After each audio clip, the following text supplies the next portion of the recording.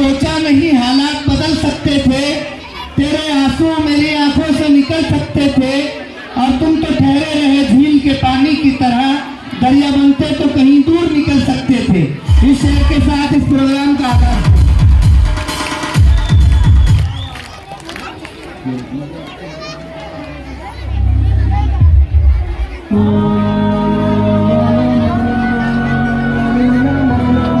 नीचे बैठिए, मुदस्सिर से वो दूसरी क्लास में। वही खुदा है, वही खुदा है, कोई न उसके सिवा खुदा।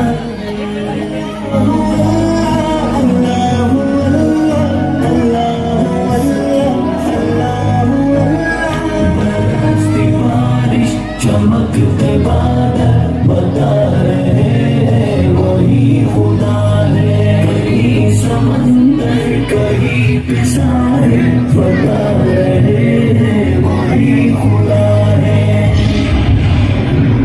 बरसती बारिश, चमकते बादल बता रहे हैं वही खुदा है। कहीं समंदर कहीं पे साहिल बता रहे हैं वही खुदा। आसिफ भाई